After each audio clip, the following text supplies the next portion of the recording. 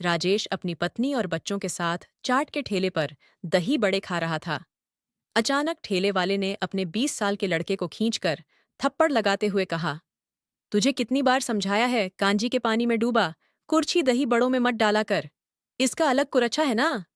ठेले वाले द्वारा जवान बेटे पर पब्लिक प्लेस में हाथ उठाना राजेश को जरा भी अच्छा नहीं लगा। राजेश बोला, भाई साहब, ये गलत बात है।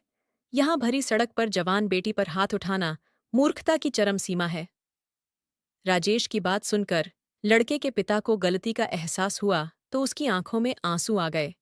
वह भरे गले से बोला, क्या करूं साहब, ये जब गलती दोहराता है तब मुझे गुस्सा आ जाता है। बीए कर रहा है, फिर भी गलतियां करता है, और शायद आजकल मैं भी ज्यादा चिड़चिड़ा हो गया हूं। बाप की आंखों में आंसू देखकर लड़का राजेश को गुस्से में बोला, गलत मेरे पापा नहीं है साहब। गलत आप हो जो एक बेटे के सामने बाप को गलत सिद्ध करने की कोशिश कर रहे हो। ये मेरे पिता हैं, इनका मुझ पर पूरा हक है। ये मुझे थप्पड़ मारे या लठ मारे, मुझे इनसे जरा भी शिकायत नहीं है। जब इनसे मुझे कोई शिकायत नहीं है, तब आप क्यों ज्ञान झाड़ रहे हो? और सुनो बाप, कभी गलत नहीं होता, हमेशा औलाद की गलती होती है। राजेश से कड़वे शब्द कहकर लड़का अपने पिता के आंसू पोंछते हुए बोला, खुद को दुखी करने की कोई जरूरत नहीं है। पापा, लोगों की बातों पर ध्यान मत दीजिए। जब आप थप्पड़ लगाते हैं तब मुझे बहुत अच्छा लगता है। मुझे तो बुरा तब लगता है जब आप कई दिनों तक मुझ पर हाथ नहीं उठाते। तब मैं सोचता हूं, आजकल पापा थप्पड़ क्यों नहीं लगाते? उनको मेरी फिक्र नहीं होती क्या? राजेश के पत्नी और बच्चे उसे अजीब नजरों से ताड़ रहे थे। पत्नी तो जैसे आंखों ही आंखों से कह रही थी कि और पढ़ो दूसरों के पचड़े में। उसने तुरंत दही बड़ों के पैसे चुकाए और अपने परिवार को लेकर वहां से चला आया।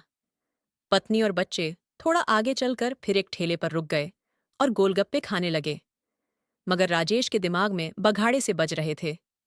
ऐसा लग रहा था जैसे दिमाग का कोई बंद दरवाजा खुल गया हो, क्योंकि उसे अपने पापा की बहुत याद आ रही थी। 10 साल पहले वह उनकी छोटी सी बात पर नाराज होकर शहर चला आया था, फिर वापस अपने घर नहीं गया था। छोटी सी ही बात तो थी। एक दिन वह थोड़ा लेट घर आया था। जब पापा ने उसे उसकी पत्नी के सामने डांटना शुरू कर दिया था, उसे गुस्सा आ गया था। राजेश बोला, पापा, अब मैं बड़ा हो गया हूं, अब मुझे आपका इस तरह डांटना अच्छा नहीं लगता। तब पापा ने अपनी चमड़े की जूती निकालकर उसकी तरफ फेंकते हुए कहा था, मुझसे भी बड़ा हो गया है क्या? रुक, अभी तुझे मैं बताता हूं। जूती उसके कान के पास से गुजर कर गई थी। शुक्र था कि वह बच गया था। फिर वह दौड़कर अपने कमरे में चला आया था। पत्नी उसकी तरफ देखकर हंस रही थी। बाहर पापा चिल्ला रहे थे, बहुत बड़ा साहब बन गया है क्या तू? इस घर में रहेगा तो मेरी सुननी ही पड़ेगी। तेरे लिए मैं अपने घर के नियम कायदे नहीं बदल लूंगा। 100 बार कह दिया है, रात 9 बजे से पहले घर आ जाया करो। फालतू के लड़कों के साथ बैठकर बुरी आदतों में पड़ जाओगी।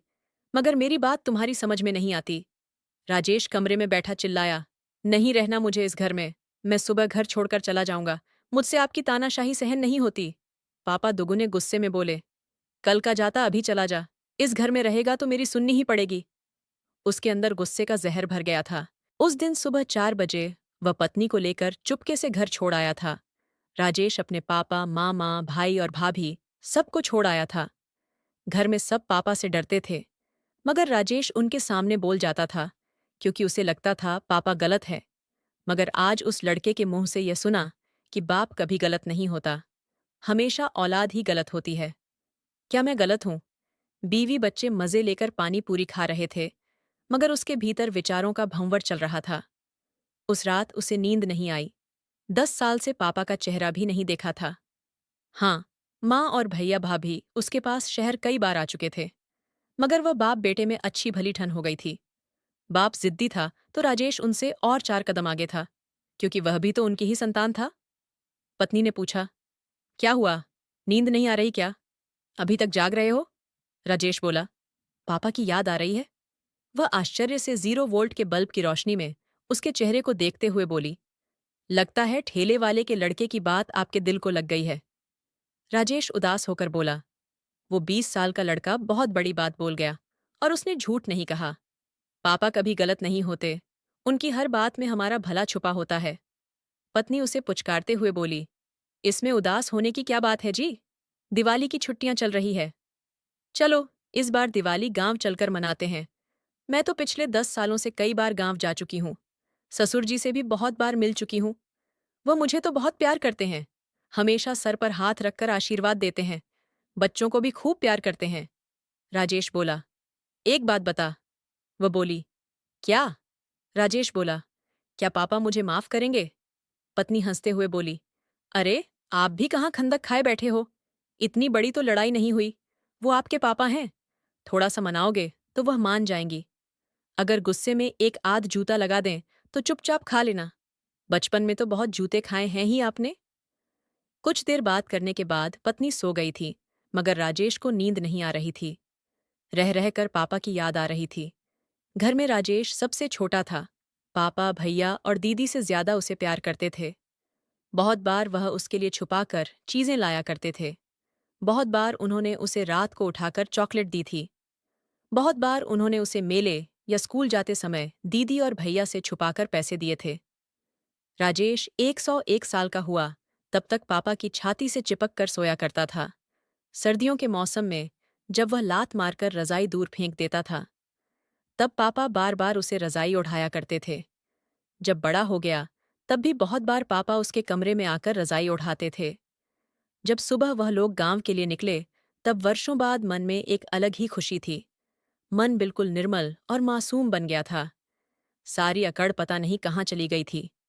कमबख्त ये अकड़ ही तो थी जिसने 10 सालों से उसे उसके जन्मदाता से दूर कर रखा था। बरसों बाद समझ में आया था कि अकड़ रिश्तों को खा जाती है।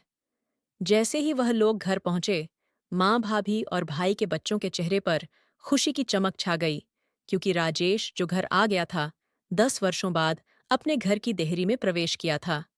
सब घर वालों से मिलने के बाद वह बैठक में पहुंचा, जहां पापा कंबल ओढ़कर सोए हुए थे। राजेश ने चुपके से उनके पैर छुए। उसके हाथों को छुअन से पापा की नींद खुल गई। वे उठकर बैठ गए, फिर चश्मा लगाकर उसकी तरफ देखने लगे। उनकी जब उसके चेहरे पर नजर पड़ी तो उसका दिल धक धक करने लगा। पापा बहुत बदल गए थे। 10 सालों में बहुत ज्यादा बूढ़े हो गए थे। कमजोर भी हो गए थे। पापा से आंख मिलते ही उसने नजर झुका ली। मगर यह क्या? पापा चुपचाप वापस सो गए और फिर से चेहरे को कंबल से ढक लिया।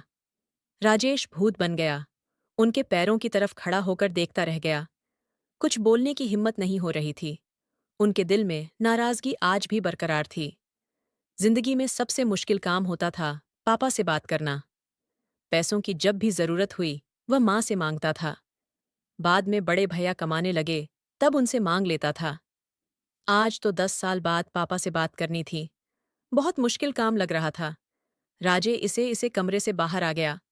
बाहर आकर उसने अपने 9 वर्षीय बेटे सोनू को साथ लिया।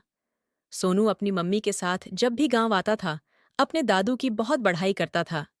वह दादू के मुंह लगा हुआ था। राजेश उसे बाप बा के बीच सुलह करवाने के लिए ले आया। सोनू अपने दादाजी की कंबल चेहरे से हटाता हुआ बोला, दादू, देखो पापा आपसे बात करना चाहते हैं। पापा वापस कंबल चेहरे पर डालते हुए सोनू से बोले, अपने बाप से कह दी यहां से चला जाए। मुझे इससे कोई बात नहीं करनी। राजेश पापा के पैर पकड़ लिया। उसकी जुबान तो चुप थी, मगर आंखें सजल हो उठीं। टपक टपक कर आंसू पापा के पैर पर गिरने लगे थे। सोनू बोला, दादू, पापा रो रहे हैं? पापा रूधे गले से बोले, तू रो रहा है, ये तेरे बेटे को दिखाई दे गया, मगर मैं 10 सालों से रो रहा हूं, ये किसी को दिखाई नहीं दिया। राजेश रुलाई रोकने का असफल प्रयत्न करता हुआ बोला, माफ कर दो पापा। बहुत देर बाद समझ में आया कि आप सही थीं। मैं ही गलत था। पापा शायद उसके बोलने का इंतजार कर रहे थे। वह झटके से बैठते हुए बोले, इधर आ। बहुत दिन हो गए तुझे सीने से लगाए हुए। बहुत मन करता था कि सारी अकड़ भूल कर तेरे पास चला आऊं, मगर तू भी तो पत्थर का बन गया था। वह बरसों बाद पापा के गले से मिला। गले से लगते ही बड़ा सुकून मिला। ऐसे लगा जैसे पेड़ की जड़ से जुड़ गया है, फिर से घने बरगद के छांव में आ गया है। पापा अब हड्डियों का ढांचा मात्र बचे थे। हाथी जैसी काया अब ढलान पर आ गई थी। राजेश ने धूमधाम से अपनों के साथ दिवाली मनाई। तब ऐसा लगा जैसे 10 वर्षों का वनवास काटकर पहली बार असली दिवाली मनाई हो। राजेश पापा और माँ को अपने साथ शहर ले आया। फिर कुछ महीनों में ही उसने महसूस किया कि पापा का स्वास्थ्य सुधर गया है। अब वह पहले की तरह तरोताज़ा नजर आने लगी थी। जाहिर सी बात है, एक बेटा एक बाप का बाजू होता है। अपने बेटे से अलग होकर एक बाप कैसे खुश रह सकता है? एक पिता बेटे को अगर कुछ समझाता है, रोकता टटोकता है, तो सिर्फ बेटे के भलाई के लिए, क्योंकि एक सही बाप हमेशा अपने बेटे को आगे बढ़ता हुआ और जीवन भर खुश देखना चाहता है। लेकिन हमें कई बार उनकी बात गलत लगती है। हमें इन पर गुस्सा भी आ जाता है, लेकिन हम इसके पीछे उनकी छुपी हुई सच्ची और अच्छी भावनाओं को नहीं समझ पाते हैं। इसीलिए दोस्तों, हमें हमेशा अपने बड़ों की भावनाओं की कदर करनी चाहिए और उन्हें समझने की कोशिश करनी चाहिए। तो दोस्तों, अगर आपको हमारी आज की यह कहानी अच्छी लगी हो, तो कृपया आप हमारे चैनल को लाइक, शेयर और सब्सक्राइब ज़रूर कर लें, जिससे हम आपके लिए और भी अच्छी अच्छी कहानियाँ लाते रहे। Thank you for watching.